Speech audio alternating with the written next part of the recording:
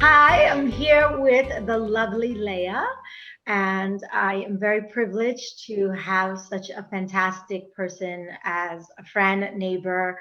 Um, and I want you, Leah, to introduce yourself real quickly. Hi, I'm Leah Scheier. I'm Ninoska's neighbor, as she said. We've been friends for the 10 years that I've lived here, approximately. And what else would you like me to say? Okay, first of all, Leah, you are probably, I'm going to put you on the spot and I'm going to make you get all blushy, but everyone is accomplished in their own way. I mean, not to take away from any other woman, person, human being out there, but you remind me of that great line from Pride and Prejudice where, Caroline is teasing Darcy about knowing accomplished women, that they have to sew and paint and speak languages and read books because that was in that day. Our lovely Leah is a I very cannot sew and I cannot paint, and okay. I only like Okay, two and a half languages. let's let's do it by modern standards, not Pride and Okay. Prejudice standards. So Leah is a physician. She is a mother of five. And I'll have you just, you don't have to say sexes or names, but you'll just say the ages. And Leah is the author of three books. So tiny bit accomplished. And I happen to say she is really one of, you really are truly one of the loveliest humans that I know. You're just very kind and considerate and just, and all of that, giving and everything all rolled into one. So Thank tell us you. about your medical background first of all, and how you, what do you do? How you became a, how you decided to become a doctor? So I decided to become a doctor when I was about 18. I was going to an art school at the time, Baltimore School for the Arts, and everyone around me were musicians. And I love music. I was a violinist, but I didn't have it. I didn't have what it took on many levels to be a musician, and it really wasn't my calling. Mhm. So I decided to make a very practical choice. I knew I loved writing, and since I was a little girl, I wanted to be a writer. But didn't I didn't believe it was a practical choice. I didn't have many ideas, at the time, and I thought I didn't want to spend, most of my adult life, scraping for something that would never come true. So I made a practical choice. I decided I like people and I like science, and I thought, why not just merge the two and go into medicine? It's a stable career. I can practice eventually practice part time and start a family. And I made a very practical choice when I decided to go into medicine. And I've never regretted it. It was a tough road, but I'm really, really glad that I did. And I chose pediatrics pretty early on because I love kids. I don't have the kind of patience that you do, Ninoska.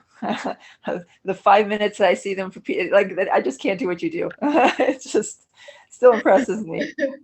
But I love kids in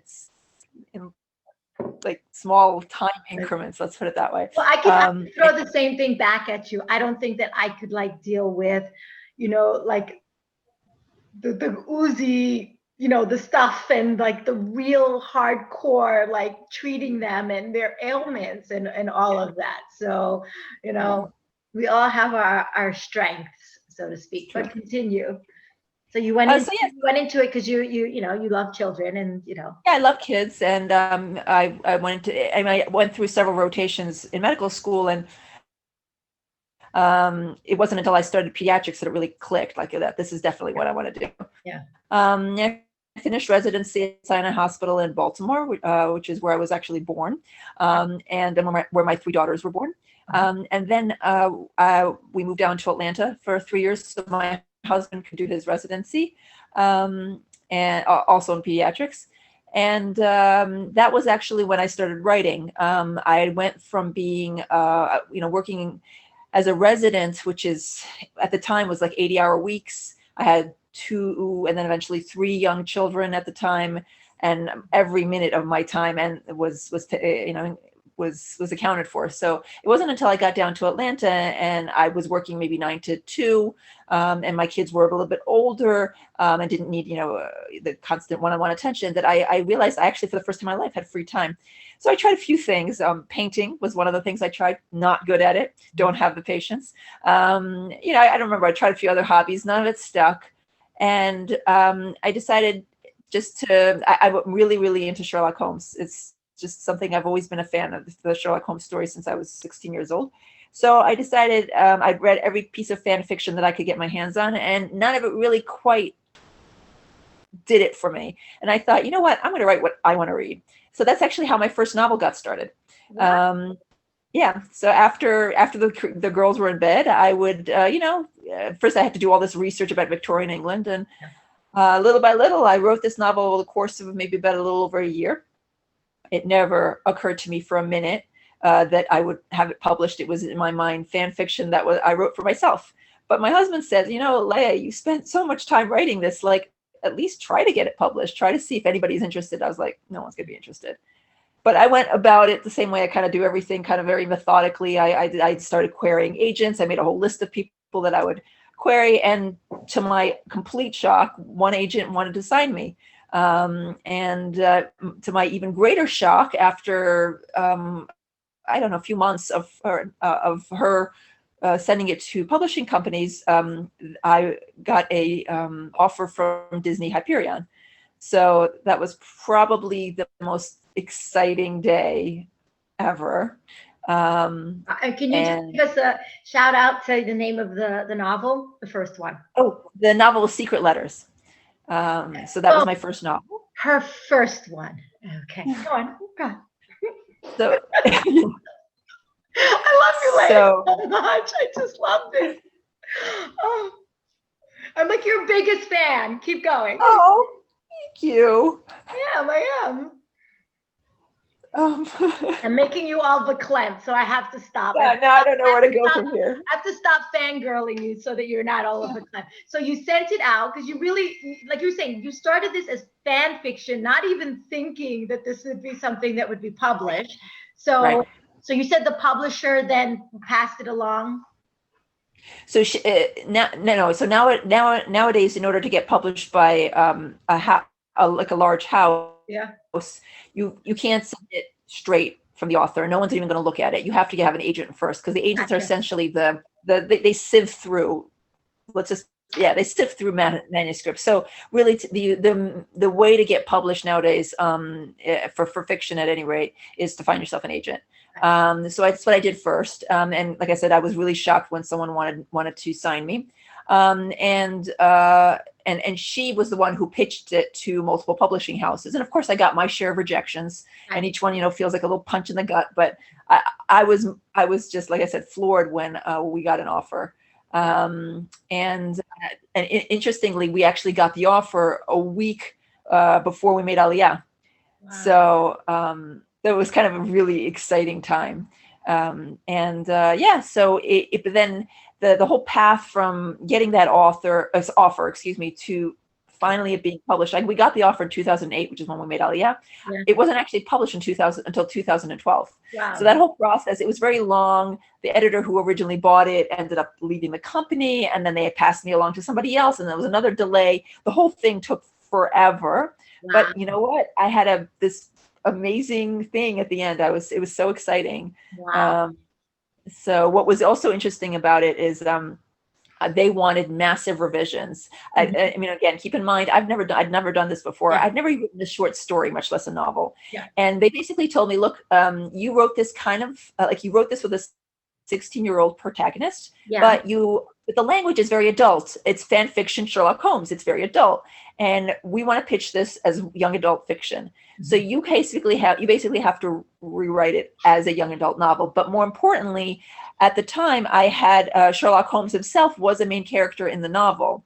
The novel features a girl who believes she's his daughter, and she's the main character. But she goes to London to meet him. They said they didn't want to have to deal with all the issues with copyright with Sherlock Holmes, and they wanted me to take him out, which was I thought that was completely crazy when I first heard the idea. I was like, Yeah. no, I can't take out he's my secondary main character. He's in Yeah. almost every scene. But I sat down and I workshopped the idea and, went back and forth in my head. And then I realized that actually I could take this from being just fan fiction to something, that's mine completely. Yeah. And I did. I took the character of Sherlock Holmes out, and she still believes she's his daughter. But when she comes to meet him in London, he's dead, and that actually worked with the actual original novel, original stories, because there was a period of time where Sherlock Holmes is believed to be dead by the public.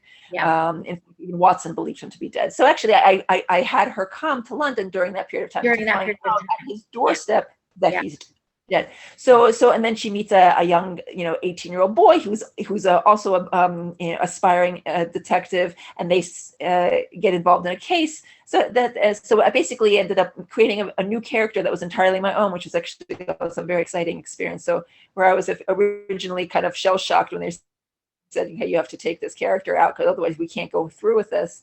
I ended up being the best thing they could have done, because it actually taught me that I can, not that fan fiction isn't great, but that I can actually go forward from it and write something that of my very own. Yeah. Wow. Amazing. And you said that, the rewrites, I know that every author, and I know this based on movies, not real life, and books, that the author, this like fancy author, has the editor comes and rewrite this and change this and do this. So I guess that is part of every process, the rewrites with the editors, and helping, their job is to help polish and help you put out an amazing end product. So wow. And in the case of my first novel, people ask me like, how much did I have to rewrite? The truth is, I would say that only about 5% of the original manuscript ended up in the final final novel. So it obviously my future novels didn't need to be rewritten to that degree, but the nature of this thing, it really was quite a massive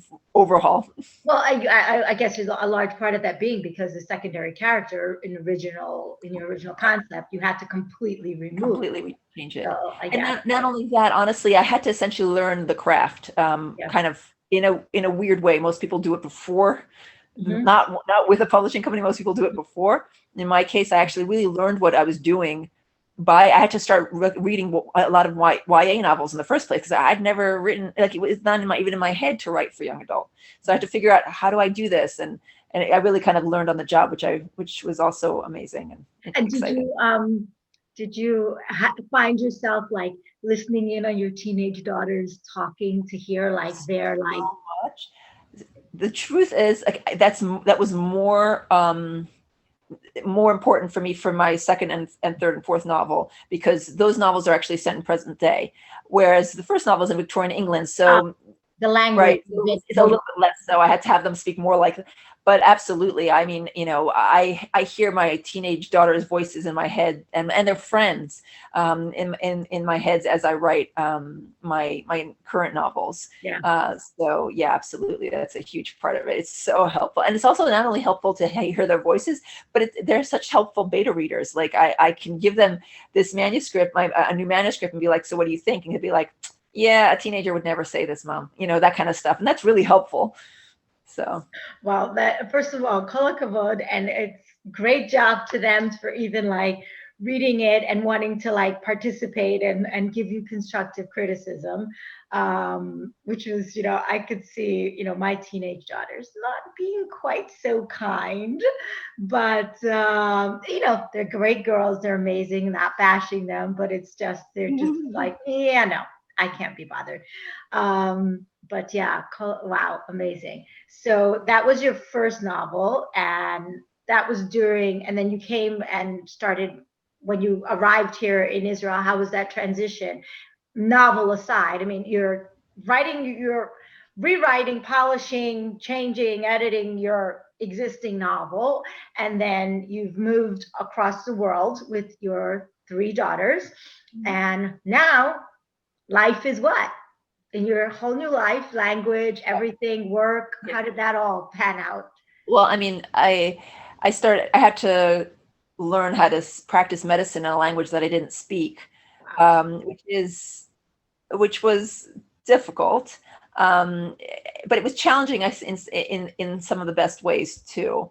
It was one of those things that, like, I guess at every stage in my life, I've begun a different course that, I thought, no, there's no way I can do this. Like, for instance, like going to medical school was, a new baby, or starting residency and having a baby during residency. And each time I was like, oh my God, there's no way. And then I was able to manage it. And then coming here, I thought, how am I gonna, I spoke enough Hebrew to maybe order from a restaurant badly, to ask where the bathroom was. Like, my Hebrew was poor. I could read and write because I went to Jewish day school, but I didn't know what I was reading and writing half the time. Like, it was not something, but it was, they, basically threw me into the hospital. I shadowed residents, and I just tried to, as best as I could, writing down, like, what does this word mean? What does that mean? And a lot of times just feeling like the biggest idiot in the room because people were saying things. And I was like, I'm supposed to be your doctor, and I literally don't understand what you just said to me. So that's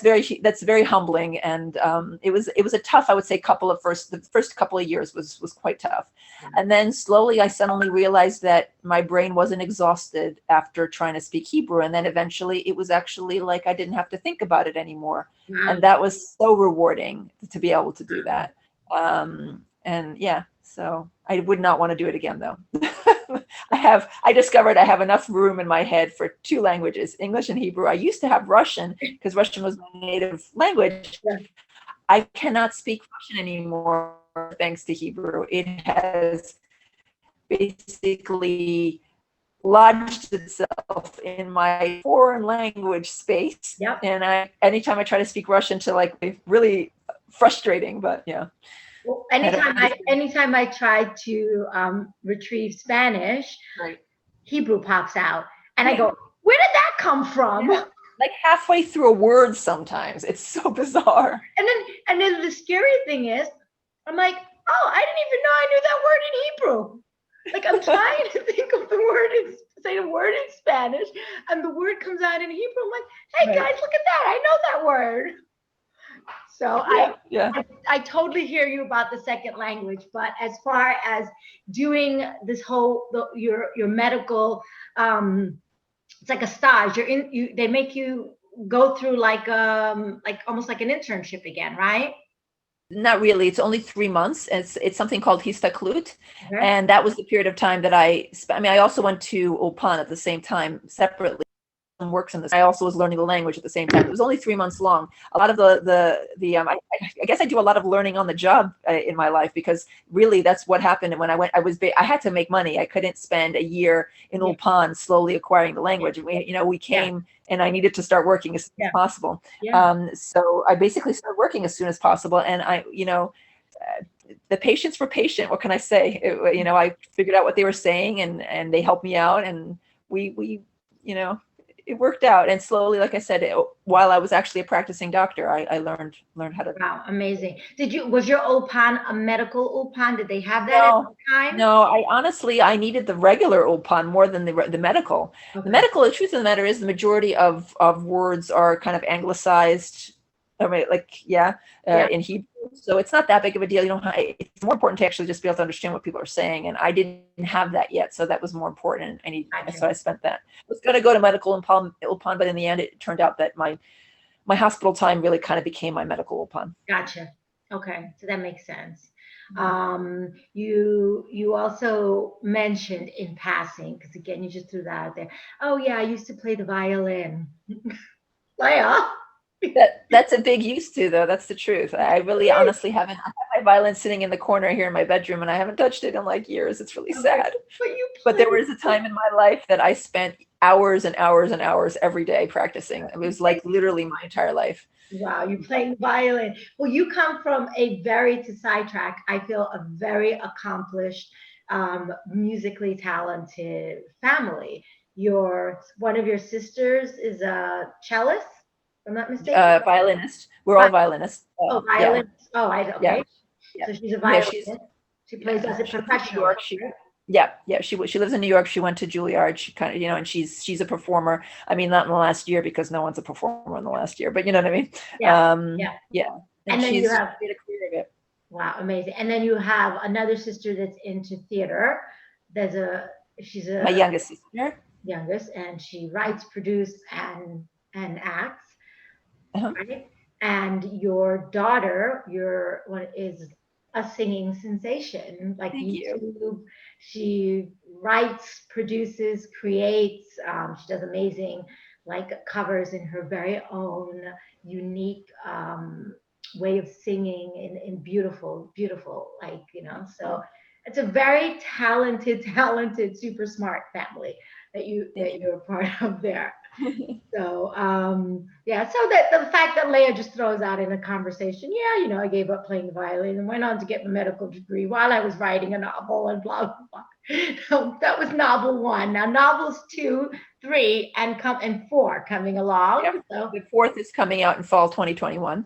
wow. But novel two, so the road to that was also kind of convoluted. I really did not expect to write another novel after Secret Letters. To me, it was just kind of this one-off that I can't believe I did this. This is so Yeah, fun. That's the end of that. I'm a doctor. That's the yeah, end. This is not what I do.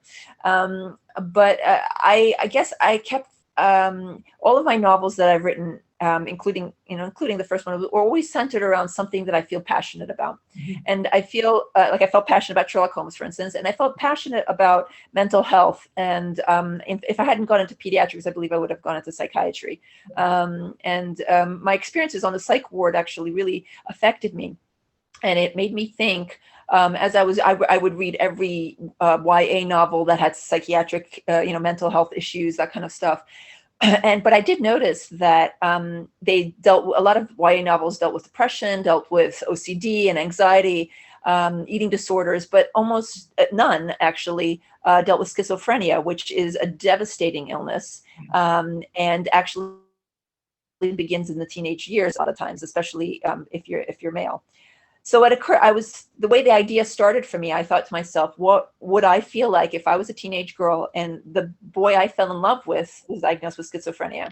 And that's where the idea for Your Voice Is All I Hear came from. yeah. It's a contemporary novel. It takes place, 2015, whatever, 20.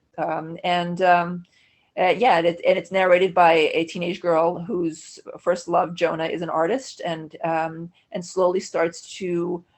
He's charming and he's sweet and he's funny, but then slowly she starts to notice his personality change, and he starts doing things that don't make sense to her, and eventually he's diagnosed with schizophrenia when he has his psychotic break. It's a painful novel in many ways. It's also hopeful, because I think it's important to underscore that there is help, that when you have a mental illness, there is help that you can get. There are treatments, but this is a particularly difficult illness to treat, and I wanted to show that. Wow, amazing.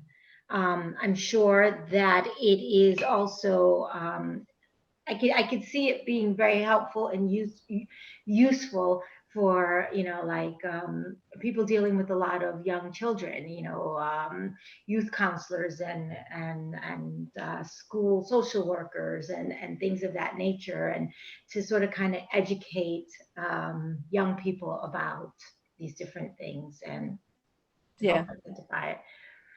I Amazing. had people writing to me saying, thank you. I'd never heard about, I'd heard about schizophrenia, but I'd only seen like, it's, there's some TV show that actually most media does a terrible job of portraying schizophrenia. Yeah. And they say, oh, thank you so much. I didn't know anything about this illness. And now I feel like I do. Yeah. And I even had people who were writing to me that had a family member that suffered from it. And actually a couple of times the person themselves that suffered from it. And that was very, very meaningful to me to get those messages. Did you find that the actual the bureaucracy process around creating a second novel, was it almost like starting from scratch all over again, or was the process, take away your knowledge of what you learned from it, but was it like, I sort of kind of have this naive feeling that, once you've written a novel and you're going to do your second novel, it's like, oh yeah, Leah's doing a second novel. We're, come on in. Here's Unless if your first novel is a tremendous hit and, you know, you become a household Harry name, then Potter, yes, Twilight. yes. If you become J.K. Rowling, yeah, absolutely, then yes, their second novel is like they'll buy it without even looking at it. That's not the case if you do just like regular, like most people do. Yeah. And most people who publish their, you know, a novel, it's not the perception is, oh my God, you've struck it rich, you made it, and that's what it feels like the first time. You know, you're like, oh my God, I've made it, and then it's sort of like crickets chirping. Like, wait, I've made it, but I don't think anyone's reading it. And even like in my case, I had published with Disney, and even so, I was just kind of like, well, hello, like it's again humbling. Like, where okay, are okay, my tickets to like Beauty and the Beast and like, you know, all the shows? Where your comp Broadway tickets and stuff? Or nope, Disney? not even close, not even close. So. Yeah. So, okay. So what happened with the second novel is actually the agent that I had tried to sell it and couldn't sell it. Nobody was interested. And that was, you know, it made me sad, of course. Yeah. And I was like, okay, well, I guess this chapter in my life is over. And like, this is never what I was going to do anyway. And really completely by, I mean, you can say luck or fate or what have you. A friend of mine was from the States, was visiting, and he said to me, hey, you should get in touch with Rena Rossner. Do you remember her from Hopkins? We went to Hopkins together. And I said, yeah, I remember her. He's like, yeah, she just wrote a cookbook, and you know, your fellow authors, you should get in touch with her. So I said, okay, that's great. I wrote to her. I said, congratulations on your cookbook. And she wrote back to me saying, you know, did you know that I'm an agent? I heard that you're a writer. And I was like, no, I didn't know you were an agent. And she said, well, what's going on with your novels? I understand you published one. I was like, yes. And the second one, it never went anywhere. And she said, well, send it to me. I'll see what I can do if you don't mind. And I was like, sure. She actually became an editor and essentially went through my novel and said, okay, here's what we need to change to make this sellable. And I rewrote it, and she sold it. She sold it to Source Books. Wow. Which was, I mean, that really actually felt like really the beginning of a new chapter for me, because that was just like, okay, yes, this is what I can do now. Yeah. And then she went and sold my third novel, Rules of Rain, to Source Books, and she just sold my fourth novel, The Last Words We Said, which is my, as I call it, my most Jewish novel. It actually, my previous novels, except Your Voice Is All I Hear, the characters were Jewish, but it was a very small aspect of their lives. It wasn't a big part of the novel. Whereas The Last Words We Said, which, as I said, is coming out from Simon & Schuster in fall 2021, it features four modern Orthodox, it's three girls and a boy, and the boy disappears, and they all blame themselves. And the narrator is also his originally his friend. They meet when they're very young, and she becomes his girlfriend throughout the course of the novel. And the story is told both kind of in past and present. You know, the present being where he's missing and they don't know where he is, and the past being her reminiscence, the story she's telling about how they met and who he is and all that. And the two timelines merge at the end of the novel. Yeah, it's a book about faith, you know, Jewish faith and just faith in general, and the power of friendship, and also how to deal with grief and loss. Wow. Amazing. So first, second, third. Wait, did we lose a novel in between here? No. I mentioned Rules of Rain, but I kind of skipped over it to get to the novel, to plug the novel that I'm putting out in 2021. That's fine. Good. No, I'm going to write that on there. That's fine. Okay, so I just wanted to make sure, not a problem. Yeah. Why did you decide to all of a sudden go to, was it just, you were inspired by it? Was there any trigger to write this new novel with the Jewish characters? So when I was asked, like when I was writing, you know, my second novel or whatever, a third novel, people asked me, like, you know, are you ever going to have a Jewish theme? Are you ever going to write a novel about Israel? Yeah. That second question, no, I don't think so. I can't do that objectively. I can't. Yeah. But even for the, you know, really truly Jewish novel that deals with faith, I I actually said, no, I don't think so. And the reason is because I've read a lot of fiction written by Jewish authors with different belief systems. And what always bothered me is that they weren't able to write, at least the ones that I read, they weren't really never wrote those books objectively. In other words, you could tell which path the author felt was the right one. So I call that like fictional propaganda. I don't want the reader to know whether I'm religious, whether I'm an atheist. It doesn't matter. It shouldn't influence how I portray these characters. There shouldn't be an obvious right path. And I didn't know if I could do that. I didn't know, the Jewish community I've grown up in all different parts of the Jewish community. There was a period of time that I lived in the Haredi community. I went to Beis Yaakov as a small child, and I consider myself currently modern Orthodox, but I've also been completely non-observant for a period of time as well. So I didn't want that to kind of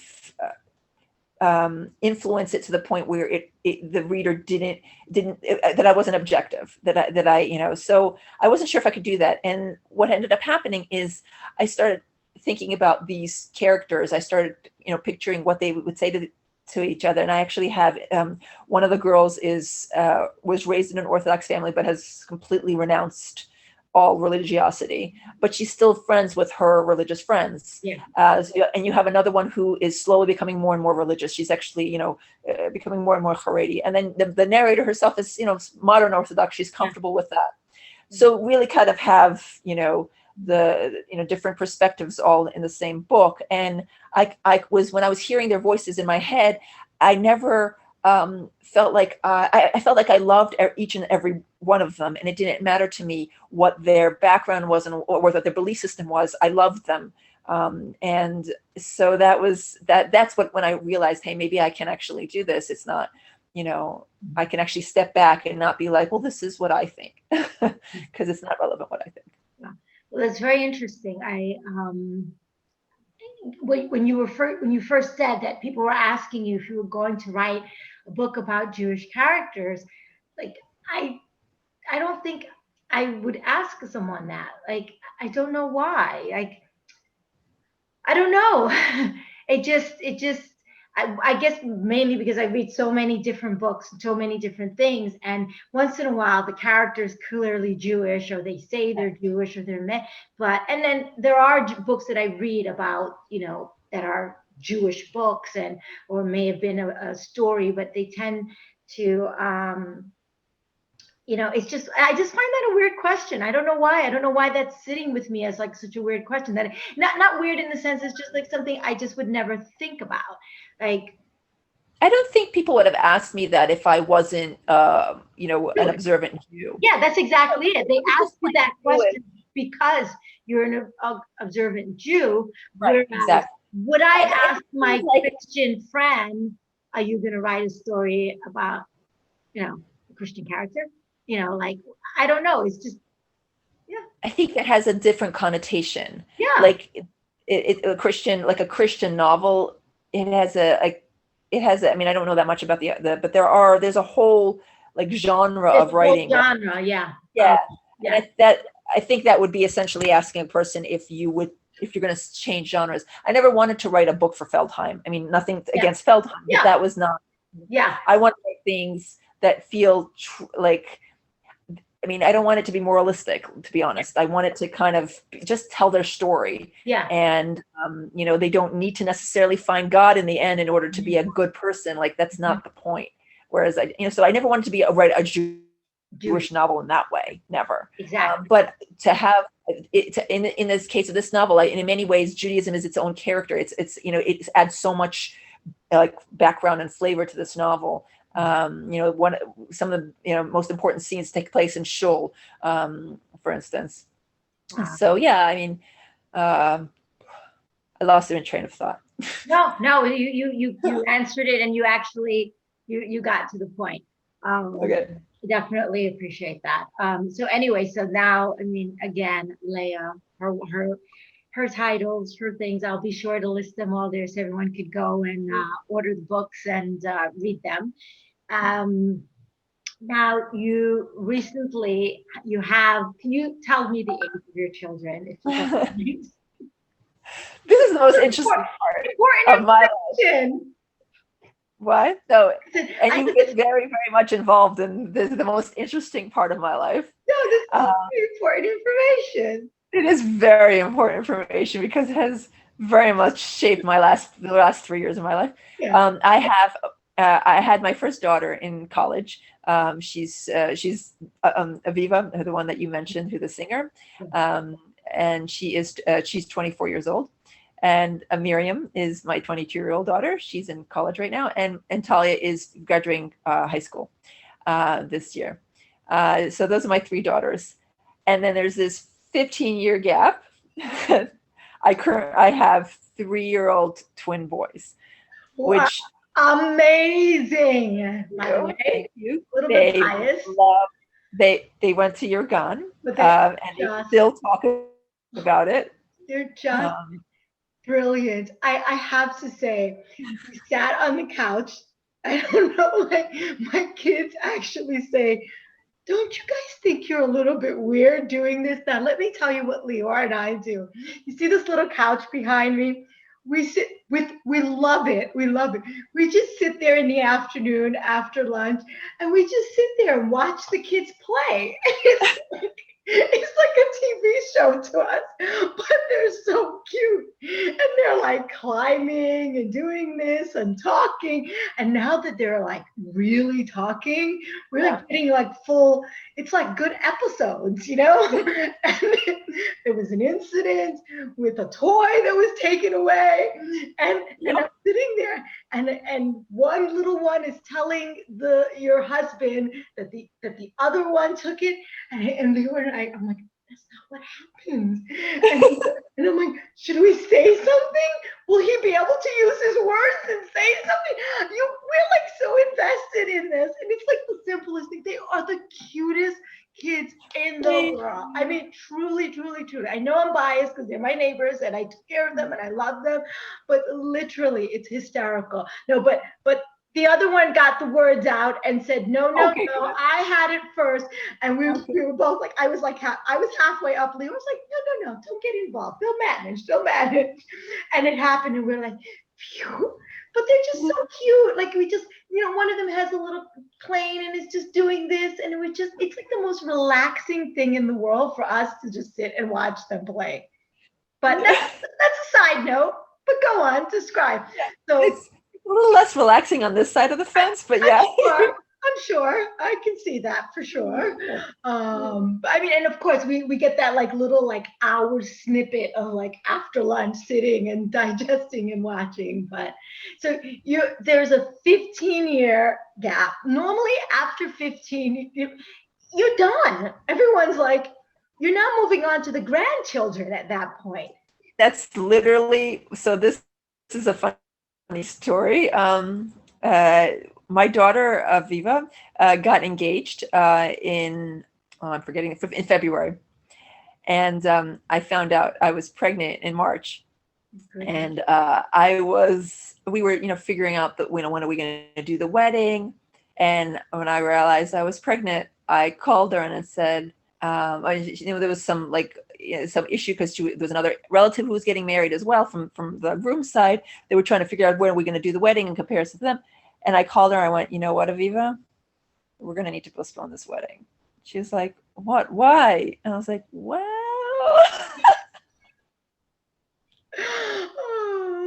And I loved that you walked down the aisle and you guys were holding the twins in your arms. Who walked down? Miriam and Talia. Yeah, Talia was. Miriam and Talia were Miriam holding. and Talia each had one of them in their arms. And it was like the most beautiful thing. And I was like, oh. And you were like, could you just wait until after they're born? And it was just so. I didn't want to go into labor because actually originally her wedding was scheduled on my due date, so I didn't really want to. We had to push it off a little. Yeah. But I was 6 weeks. I was 6 weeks postpartum when she got married. Wow. So yeah, it's a bit of a blur. And Leah looks fabulous also. Oh, thank you. Thank you. You looked great.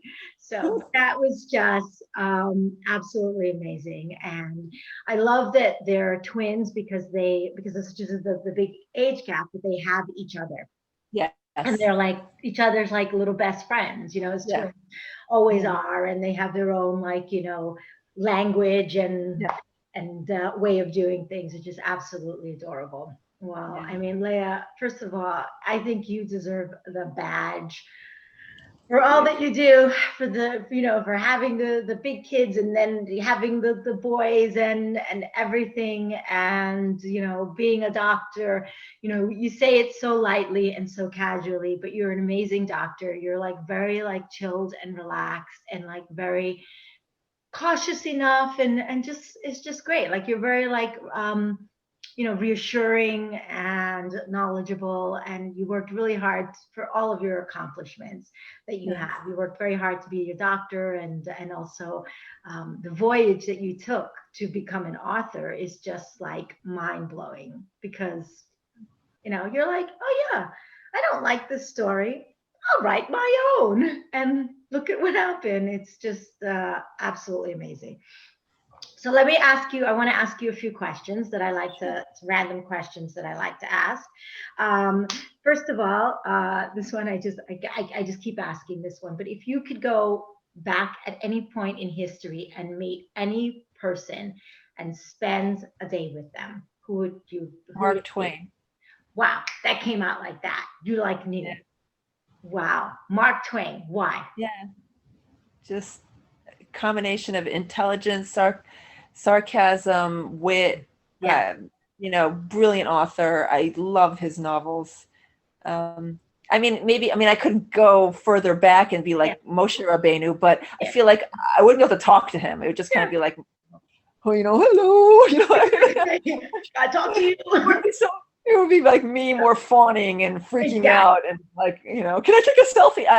No, I would just be like, it'd be weird. It'd be weird. Absolutely. Oh, that's hysterical. I'll pick somebody who I can actually talk to. Yeah, that's exactly the point. Like someone who would just be like fun, or you'd be like, wow, I just want to know. I want to like get inside your brain. I want to Yeah. like sit down and share a lunch with you and see what you put on your hamburger, whatever it is, just to have that. No, that's a very good answer. I like that. Cool. After this quarantine, you're in the medical profession, so I feel like it's affected you a little bit differently.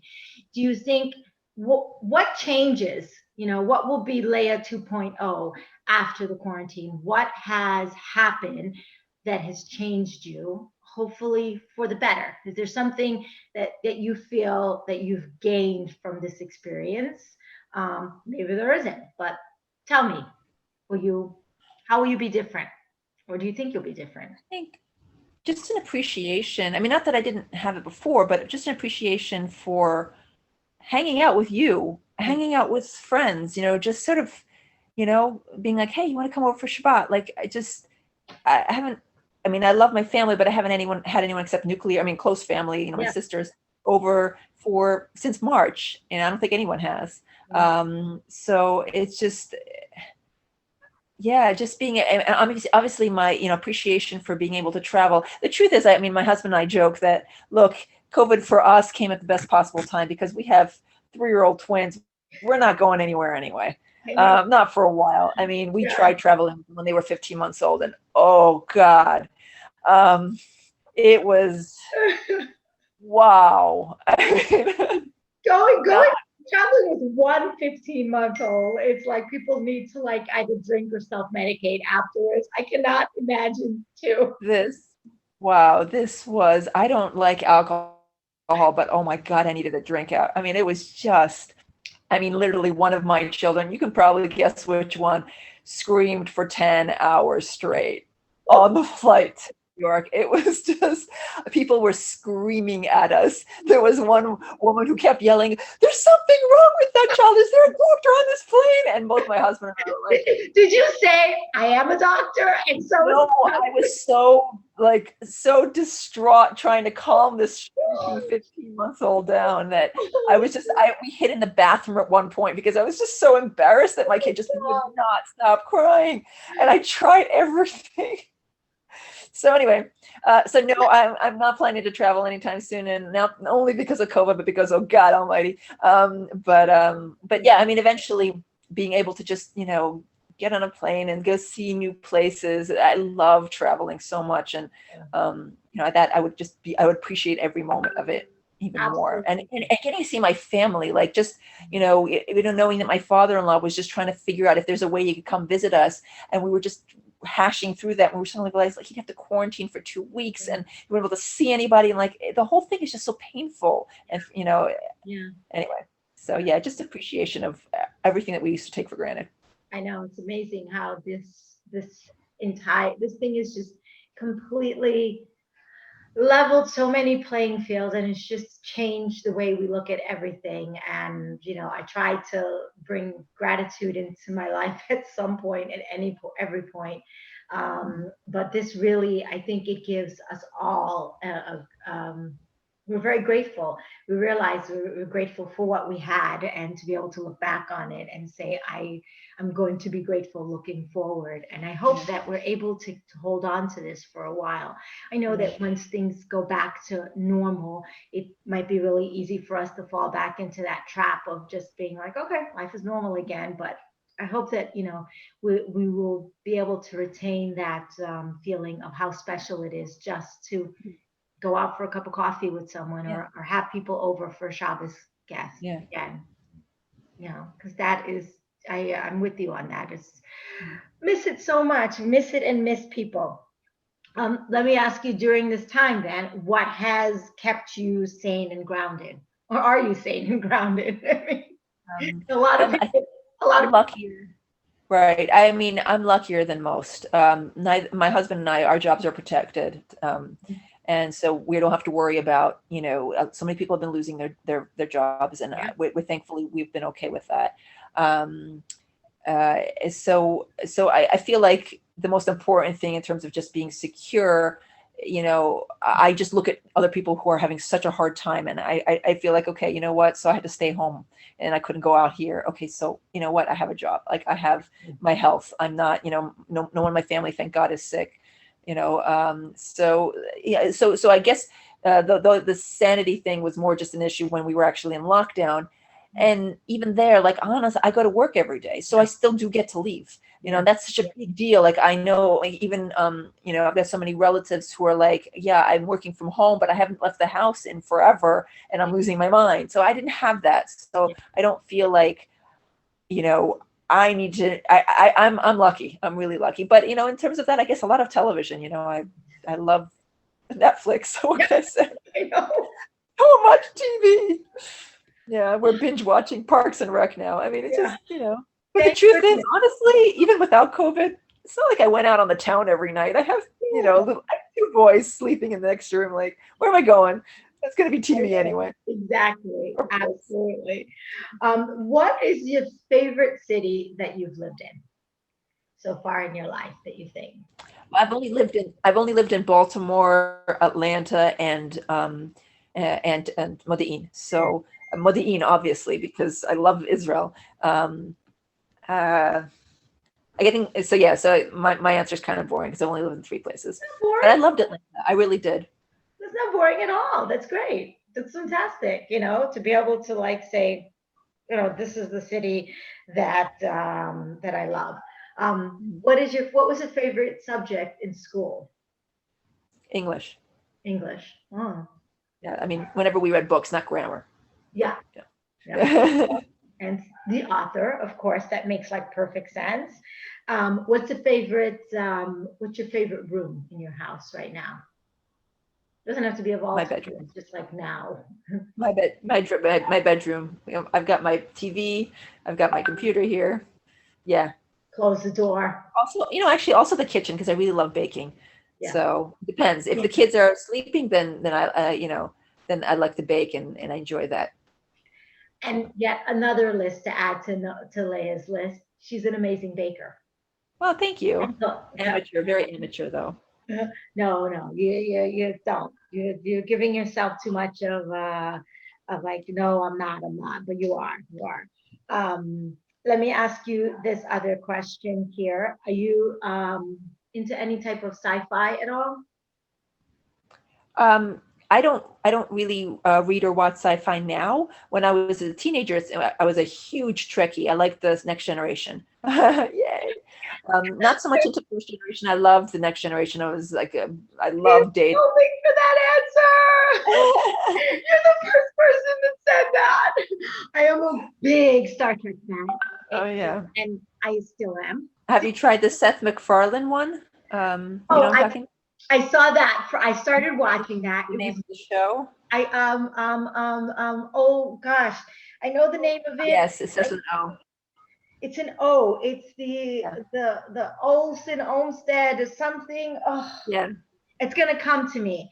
The name of the ship. That is absolutely amazing. I just saw only one season, and then for some reason, it's not available on Netflix. It was around the time that I stopped watching things on those other sites because I just couldn't deal with the pop-ups anymore. And then I switched to like Netflix and Prime, so Amazon Prime. But I'm gonna try to find it. You just reminded me I should watch it. That you're a Star Trek fan. Okay, so anyway, this has been absolutely amazing. I know that you have an appointment coming and a technician coming to your house. So I'm going to actually let you go. But I want to thank you very, very much. And, I'm always like just blown away by what you've accomplished, what you do, your whole family, just how wonderful and nice of a person you is. And I'm not saying this, I'm not saying this to like embarrass you, because I know it's always embarrassing when people say these things about you, but you really truly are, You're a good doobie. You're a good doobie. You work really hard and you've earned it, You've earned it. I mean, you've got good genes and good family, support system and a great family, which also helps and everything. But, you're not lazy. You work really hard and you see something that you want and you just pursue it. And you, like you said, like, I wanted a novel, so I wrote one. And I think that we can all learn a little bit of a lesson from that, if we can all just take away something from, if you do it because you're interested in it, or you think it'll be fun for you, or you think that it's something that you want, or you want to try it, go ahead and do it. What's the worst thing that can happen? It doesn't. Exactly. Yeah, exactly. So anyway, thank you very much. You will send me, I'm going to make sure that I post the information about your upcoming novels. Everyone, you should go out there and read them, and we'll keep an eye out in 2021. It's a year from now. A year from now. And why is it a year? Why does it take a year to send a book out? Last good question. That's cute. It actually is 2 years usually. Wow. And I signed the contract a year ago. So yeah, it's 2 years because the whole process of revision, and then there's a second it's like a line edit revision, and then there's the copy editing, and then that's the stage we're in right now. Yeah. And then after that, it's really just, getting it printed, getting all the advertising together, getting the cover done, which I have nothing to do with. And that's their design team. So it's a really long process. Typically from the time you sign the contract to when the book comes out, it's usually about 1.5 to 2 years. Wow, that's amazing. Had no idea. And that's that's after you've written it, obviously. Yeah. No, unless you're a very, very well-known author like Stephen King or whatever, you can't sign. You can't get a contract based on a concept. You actually have to have a finished manuscript, and someone has to actually want to buy this manuscript. Wow. So, yeah. Amazing. Absolutely amazing. Well, we're looking forward to it. I'm looking forward to it. And I want to thank you very much again for taking the time to talk with me and to tell us all about your life story and what you do. Thank And you. It just was fun. keep being positive and amazing and fantastic. Thank you so much. Right. If you enjoy our videos, please be sure to hit the subscribe button and turn on your notifications.